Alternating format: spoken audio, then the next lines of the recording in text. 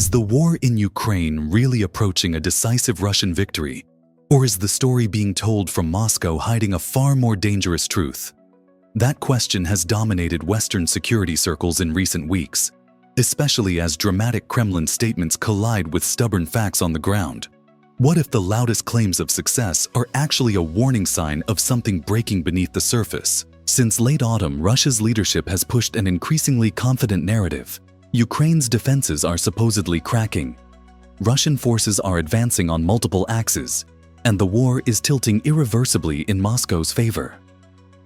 State media repeats images of momentum and inevitability carefully timed around diplomatic events and statements aimed at Washington and European capitals. The message is simple and blunt: continued.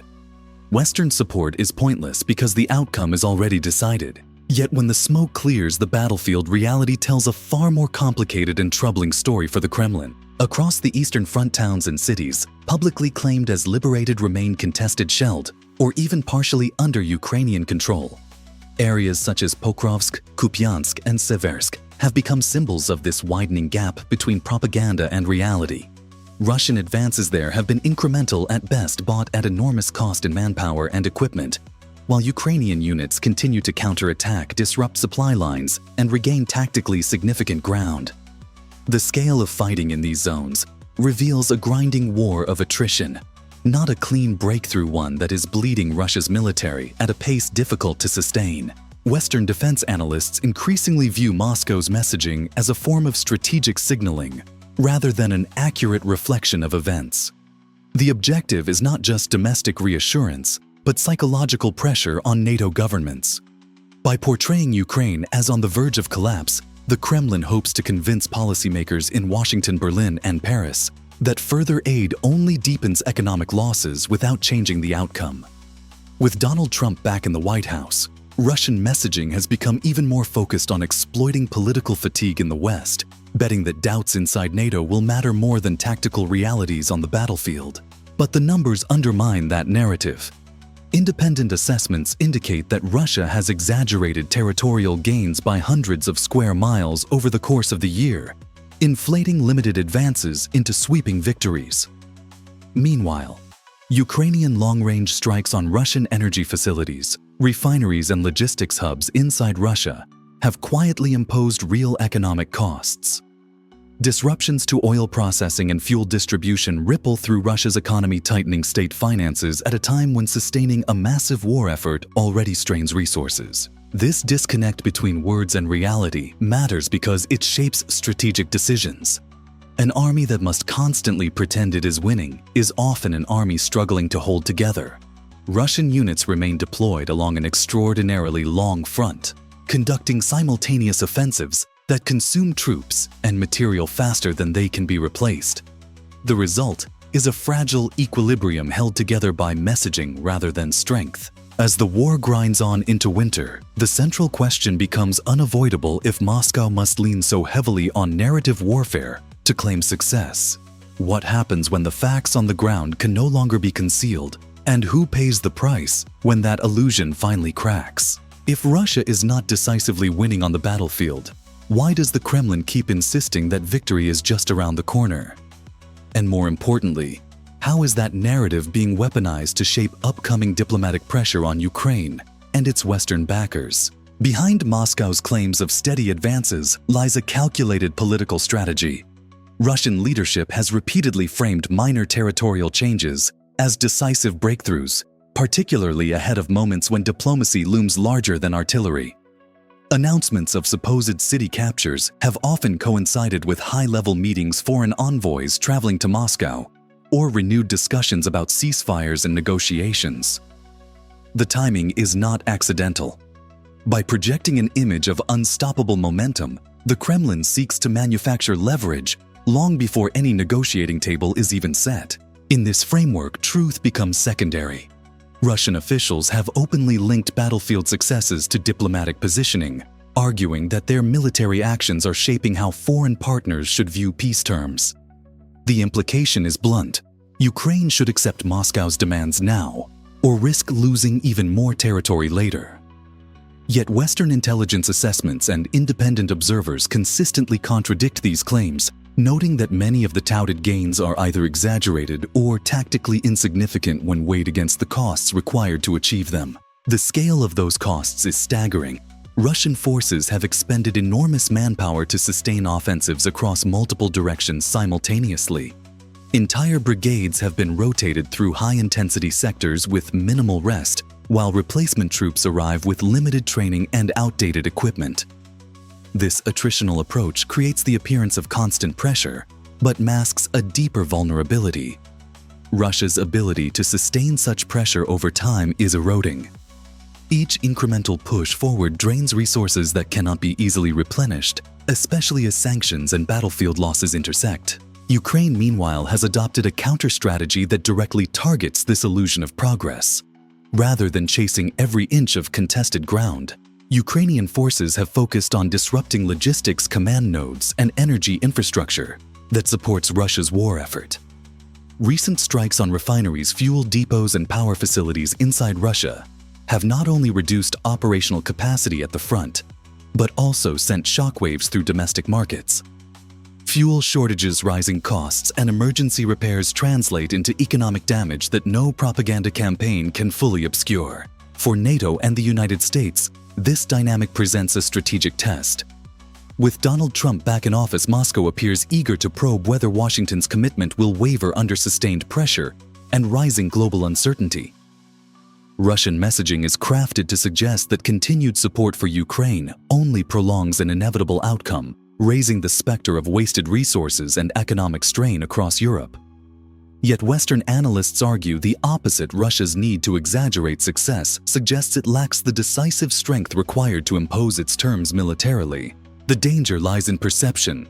Negotiations shaped by false assumptions risk rewarding aggression rather than resolving conflict.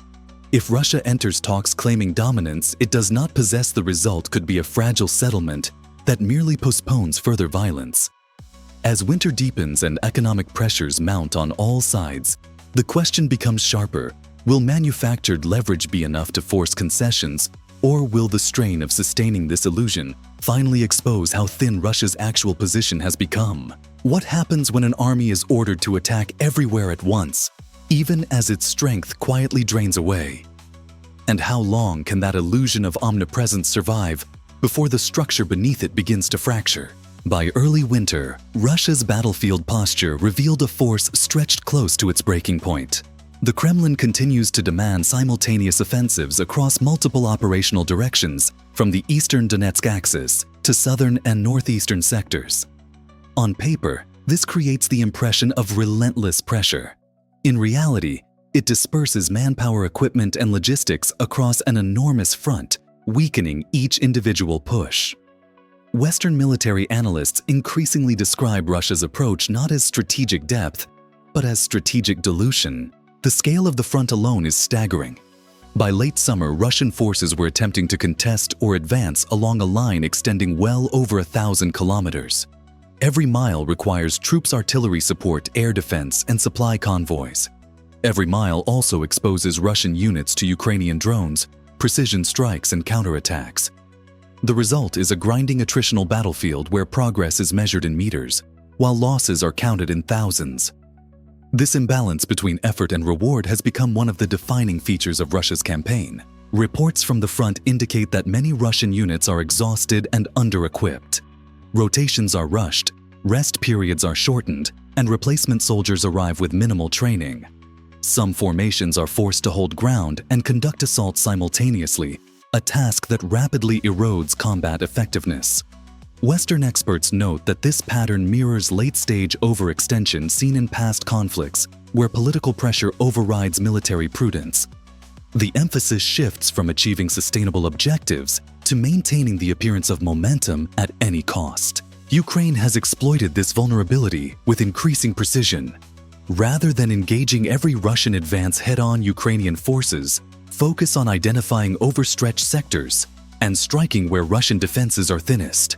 Counterattacks, even limited ones, force Russia to divert scarce reserves, compounding the strain elsewhere along the front.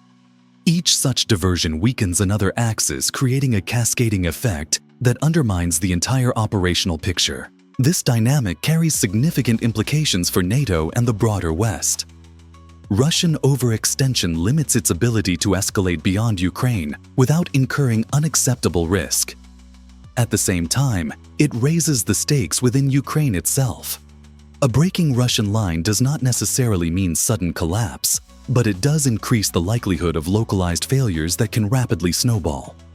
For Western planners, the challenge is to recognize these warning signs without underestimating Russia's remaining capacity for destruction. Economic pressure amplifies the military strain. Sustaining such a vast front demands enormous financial resources, from fuel and ammunition to equipment replacement and soldier compensation. As Ukrainian strikes disrupt energy production and logistics hubs, the cost of maintaining offensives rises further. This creates a feedback loop. Higher costs force harder pushes to justify sacrifices, which in turn generate even greater losses. As winter conditions tighten their grip and exhaustion spreads through Russia's ranks, the illusion of limitless pressure becomes harder to maintain. The next phase of the war may hinge not on a dramatic breakthrough, but on whether this overextended force can continue pretending it has strength everywhere at once, or whether the first visible cracks will trigger a chain reaction Moscow can no longer control. What happens to a battlefield narrative when the supply lines that sustain it begin to collapse? And how quickly can claimed victories unravel once logistics fail under constant pressure? By winter, Russia's logistical weaknesses inside Ukraine had become impossible to ignore. The war is no longer defined solely by who controls which street or settlement, but by who can move fuel, ammunition, and reinforcements reliably under fire. Ukrainian forces have increasingly shifted focus toward attacking the arteries of Russia's campaign, understanding that even limited territorial gains are meaningless if they cannot be supplied. This strategy has exposed how fragile Russia's hold is in many of the areas it claims to dominate. Kupiansk offers one of the clearest examples. Publicly portrayed by Moscow as a secured position, the city has instead become a case study in logistical vulnerability. Ukrainian drone units and precision strikes have targeted routes that Russian forces relied on to move troops and equipment into the area. Once those routes were disrupted, Russian units found themselves isolated, short on supplies, and unable to rotate or reinforce effectively. Counterattacks followed, turning what had been presented as a symbol of momentum into a costly liability. This pattern repeats across the front. Russian advances frequently depend on narrow corridors, roads, pipelines, rail spurs, or temporary crossings that can be identified and destroyed. Ukrainian drone warfare plays a decisive role here. Constant aerial surveillance allows Ukrainian commanders to track supply movements in near real time, while strike drones and artillery eliminate convoys before they reach the front. The result is a battlefield where Russian soldiers often arrive late, undersupplied, or not at all. The economic implications are substantial.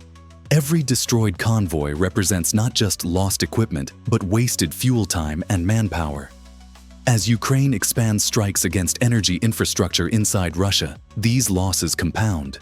Reduced refinery output and fuel disruptions increase the cost of sustaining operations, forcing Russia to stretch already strained resources even further. Western analysts note that logistics failures are now doing what battlefield resistance alone could not, reversing gains without the need for massive counteroffensives. For NATO planners, this evolution underscores a critical lesson. Modern warfare is increasingly decided behind the front lines. Precision intelligence sharing and economic pressure can weaken an adversary faster than frontal assaults. Ukraine's ability to integrate Western-supplied technology with local innovation has allowed it to punch above its weight, targeting systemic weaknesses rather than brute force. Yet this approach carries risks. Russia, aware of its logistical exposure, may attempt to compensate through heavier bombardment, riskier supply routes, or intensified attacks aimed at overwhelming Ukrainian defenses before disruptions take effect. Such escalation would raise civilian and economic costs on both sides, further destabilizing the region. As Russia's supply network inside Ukraine continues to fray, the question is no longer whether Moscow can seize new territory, but whether it can even sustain what it already claims to control. And what happens when the next critical link in that chain is severed? If Russia's logistics are failing inside Ukraine, what happens when the same stress fractures begin to appear deep inside Russia itself? And how dangerous is a war effort when the infrastructure meant to sustain it starts breaking down at home? By late year, signs of domestic strain inside Russia had become increasingly visible, revealing that the war's economic and logistical toll extends far beyond the front lines. Railways, energy distribution, and industrial output, pillars of Russia's military power, are now under pressure from a combination of battlefield losses, sanctions, and sustained Ukrainian strikes on energy infrastructure. Together, these factors are quietly undermining Moscow's ability to sustain large-scale operations. Russia's rail network sits at the center of this problem. Rail transport is essential not only for civilian commerce, but for moving heavy equipment, fuel, and ammunition across vast distances. As traffic volumes decline and maintenance backlogs grow, delays ripple through the entire system. Fewer wagons reach staging areas on time, equipment piles up far from the front, and units already short on supplies are forced to operate with even less. Western analysts increasingly describe Russia's rail system as a bottleneck rather than a force multiplier. Energy disruptions magnify these weaknesses. Ukrainian long-range strikes against refineries, storage depots, and power facilities inside Russia have imposed real economic damage. Even temporary shutdowns reduce fuel availability, raise transportation costs, and force emergency repairs that divert resources away from the war effort. These strikes do not need to be constant to be effective. Unpredictability alone is enough to strain planning and erode confidence in the system. For a military dependent on steady fuel flows, such instability is deeply corrosive. The effects are now visible on the battlefield. Russian units in several sectors reportedly lack basic protective equipment and timely resupply, not because Russia cannot produce these items, but because it struggles to move them efficiently. Improvised solutions using civilian vehicles, older stockpiles, or even animals for transport highlight a widening gap between strategic ambition and logistical reality. Each workaround slows operations and increases casualties, further draining morale. For NATO and the United States, these developments carry strategic weight. A Russia forced to fight with weakened infrastructure is less capable of sustained escalation, but potentially more dangerous in the short term. Faced with declining capacity, Moscow may choose riskier actions to regain momentum or signal resolve. With Donald Trump as US president, Western cohesion becomes a key variable, and Russia's domestic fragility could tempt attempts to test NATO's unity through pressure elsewhere. This internal strain also undermines the Kremlin's messaging. Claims of strength ring hollow when basic systems falter. Economic damage accumulates quietly, but relentlessly narrowing Russia's options over time. The war effort becomes a balancing act between sustaining military pressure abroad and preventing deeper instability at home. As infrastructure weakens and costs mount, a critical question emerges. Can Russia continue projecting power outward while its internal foundations erode? Or will these domestic cracks become the decisive factor shaping what comes next? If Russia struggles to hold what it claims today, what happens when it attempts to push deeper tomorrow? And could the next phase of the war become the moment when strategic ambition finally collides with hard military limits? Beyond the current front lines lies the Donetsk fortress belt, a layered system of defenses built over years with one clear purpose: to stop exactly the kind of advance Moscow keeps promising. Cities like Slovyansk and Kramatorsk are not isolated targets, but anchors in a dense network of trenches-hardened positions, elevated firing points, and drone-saturated kill zones. Any serious Russian push beyond areas like Pokrovsk would require a level of coordination, manpower, and logistical stability that Russian forces increasingly lack. The cost of reaching even this point has already been immense. Months of fighting around Pokrovsk alone have consumed tens of thousands of troops and vast quantities of armor, artillery, and drones. Ukrainian defenders, supported by Western intelligence and precision systems, have transformed the battlefield into a war of attrition that favors defense over offense. Every attempted breakthrough triggers counterstrikes, forcing Russian units to commit reserves simply to hold ground rather than advance. Western military experts warn that pushing into the fortress belt without narrowing the front elsewhere would be strategically reckless. Such an operation would demand concentrated forces and uninterrupted supply flows, two things Russia has struggled to achieve simultaneously. Yet narrowing the front would contradict the Kremlin's narrative of dominance across multiple directions. This dilemma leaves Moscow trapped between military necessity and political storytelling, with neither option offering a clean escape. For NATO and the United States, this moment is pivotal. A Russian failure at the fortress belt would not just be a tactical setback. It would signal the limits of Russia's conventional power under sustained economic and military pressure. With Donald Trump in the White House, debates within the West about long-term support burden sharing and strategic priorities have intensified. Still, many Western analysts argue that Russia's difficulties reinforce the case for continued backing of Ukraine, as sustained pressure appears to be degrading Russia's ability to wage large-scale offensive war. The economic dimension deepens this dead end. Continued Ukrainian strikes on energy infrastructure reduce revenue and complicate logistics, just as Russia would need maximum capacity for any major push. Every refinery disruption, transport delay, or equipment shortage compounds the risk of failure. Time once assumed to favor Russia now works against it as losses accumulate faster than recovery. As winter hardens defenses and exhaustion spreads through Russian ranks, the fortress belt looms less like a prize and more like a breaking point. The question facing Moscow is no longer how far it can advance, but how much more strain its military and economy can absorb before the cost outweighs any possible gain, and whether the next offensive becomes not a step forward, but the moment everything finally stalls. Russia's war narrative paints a picture of momentum and inevitability, but the battlefield reality tells a different story. Across 6 phases, the pattern is clear. Exaggerated gains mask an overextended army-strained logistics and growing economic damage. From contested cities and fragile supply lines to domestic infrastructure under pressure, Russia's ability to sustain large-scale offensives is steadily eroding. Ukrainian strikes on energy facilities and logistics hubs amplify these weaknesses, while NATO's support intelligence technology and coordination continues to shape the strategic environment behind the scenes. Looking ahead, the Donetsk fortress belt represents more than the next objective. It is a test of whether Russia can still translate ambition into action. Without narrowing the front or solving deep logistical and economic problems, any push risks catastrophic losses. For the West, the forecast suggests that continued pressure may further limit Russia's options rather than escalate them. So the key question remains: will Russia double down on a costly illusion of strength? Or will the mounting strain force a strategic rethink? And what should NATO and the United States do next to shape that out?